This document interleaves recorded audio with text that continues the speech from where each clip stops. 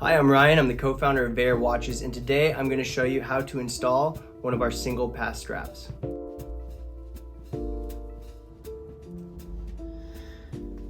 Now your Vaer watch will have come with a quick release strap installed, some with the quick release FKM Tropic that I'm showing here, some with the quick release silicone straps that we also sell. So the first step is to take off that strap. So you're going to want to find that tab there, compress it, and it pops right off. So that's one side and the other side. Now you'll open up your single pass strap and you'll have a vial of spring bars, a tool, and the strap itself. So I'm going to take each of those out.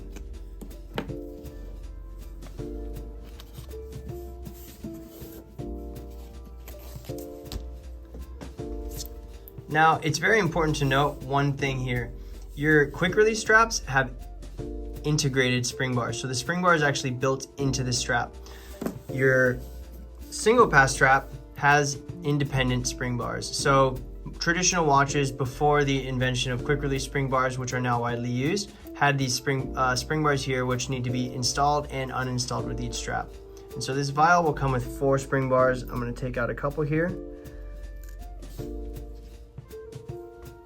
And these will each be installed into the watch.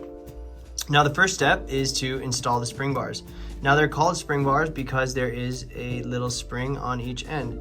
That spring compresses to allow you to get the spring bar in between the lugs, and depresses to stay secure within the lugs. Now people can use tools. I like to use my fingers. I've gotten used to it, and the more you do it, the easier it is. But we'll take this watch. Now the watch, you'll see each side of the lug has a little hole in it. You'll insert the spring bar into one end of the holes. You'll line it up there and you'll compress it and pop it right in there. And that's one side, and we'll do the other side for illustration as well. So we'll grab that spring bar. You'll enter it into one side of the hole. Once it's lined up, you'll compress it here. And once it's under the lug, sometimes you'll need to wiggle it around until it pops in. And now both spring bars are installed. Now in terms of installing the single pass strap itself, you'll always go from top to bottom. So first you'll open this part up. Starting at the 12 o'clock end, you'll slide it right in there. Pull that through. Slide it in the bottom end, pull it through. Now you'll take this tag end hanging here,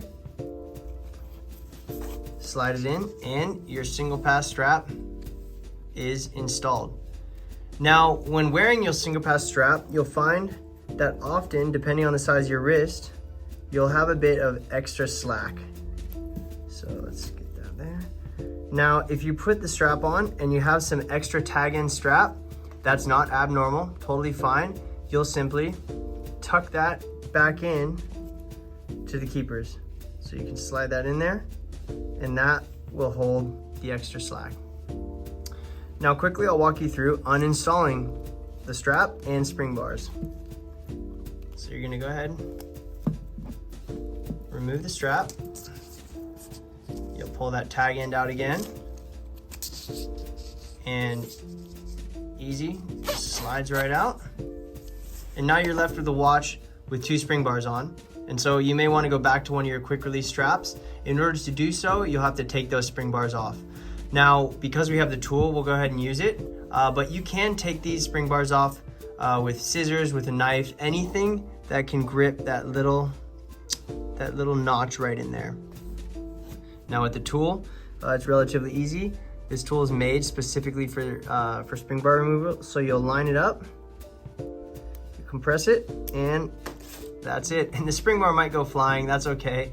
Be kind of ready for that. You can also try to grip it if you want, but do watch out, it is spring loaded.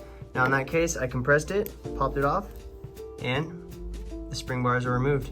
And that's the high level overview of how you're going to install and uninstall one of our single pass straps. Thank you so much for watching. If you have any questions, please feel free to drop them in the comments or shoot us an email to team@vaerdesign.com. Please subscribe to the channel, and if you'd like to learn more, go to vaerwatches.com. have here in front of me our D4 Meridian in 38 millimeters and our DS4 Meridian in 42 millimeters.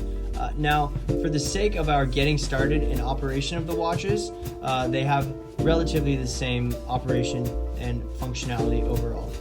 So I'll use the D4 for example.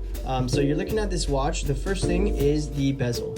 Now these watches and all of our dive watches have a unidirectional bezel. Now what does that mean? That means the bezel only spins one way counterclockwise. Now the purpose of that for diving, if you're trying to set a dive timer to see how long you've been under the water, you only want the bezel to spin counterclockwise so that your time will only go down. If your time went up, you could accidentally stay underwater too long and run out of air. So that's the original function.